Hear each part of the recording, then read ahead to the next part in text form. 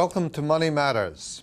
I'm David Kroll from Mortgage Network, and I'm going to spend the next half hour talking about the world economy, the national economy, and our local economy here in Hilton Head. Money Matters.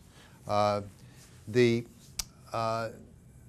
week has been an uproarious week in the national news media and in the national events going on as the country prepares for Donald Trump's inauguration as our next president. We are in the midst of the gradual defining and the gradual emergence of what the policies of the new administration might be. And of course, here at Money Matters, we are most focused on those policies that affect the economy, jobs, and productivity, prices, interest rates. So we're most concerned about policies as government policy as it may affect those things. What we know as we come here into, I think today is Friday the 13th? Oh my goodness. It is Friday the 13th. And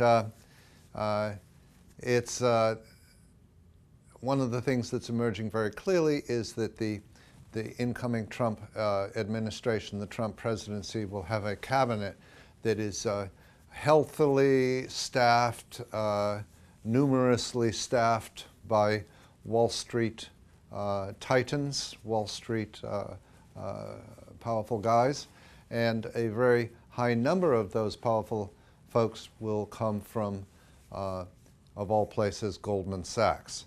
Goldman Sachs is never very far away from the White House.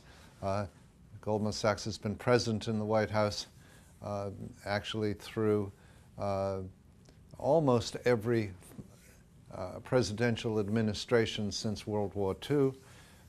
However, in the last 8, 10, 12 years, Goldman has been ever present. In this administration, it's looking like Wall Street's going to have a very big role indeed. Now, what effect that has on actual policy remains to be seen.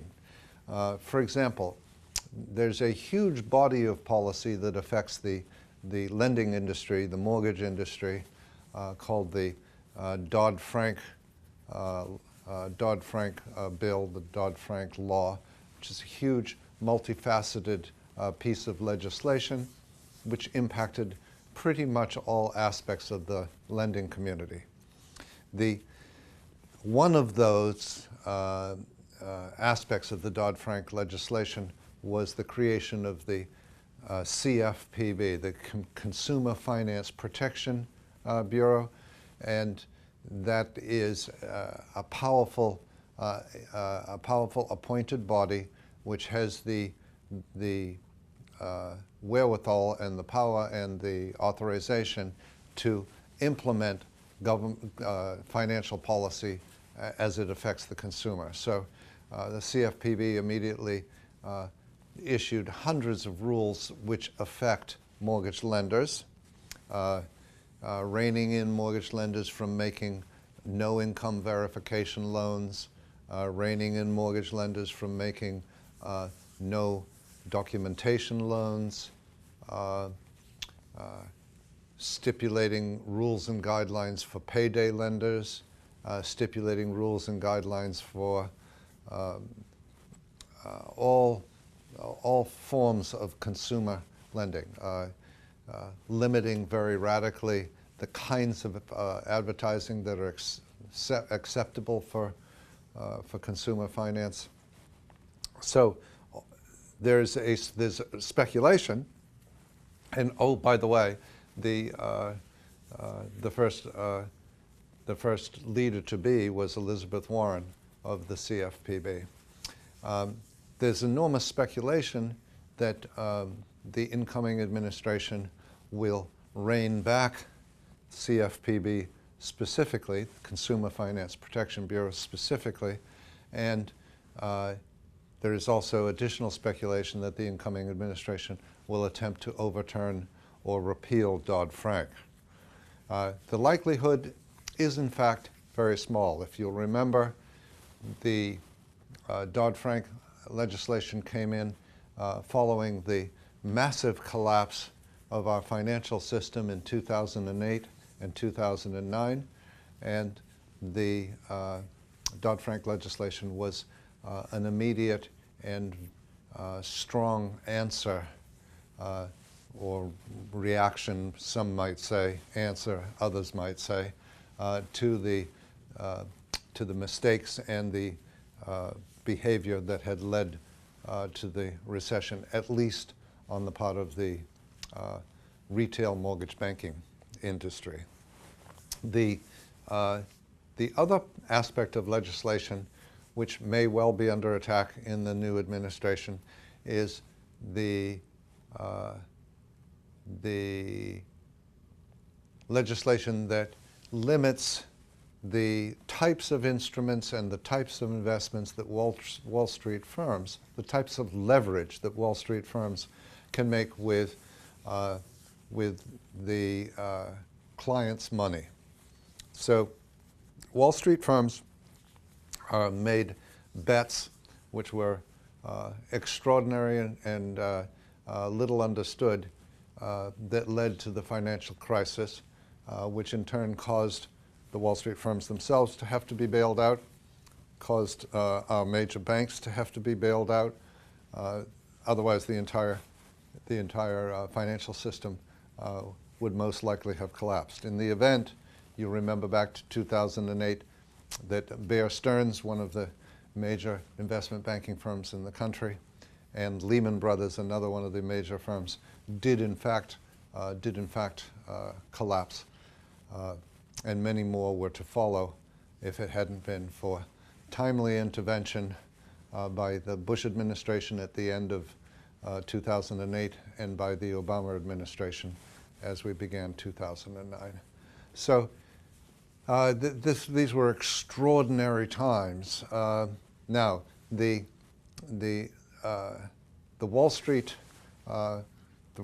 products, principally insurance-backed derivatives and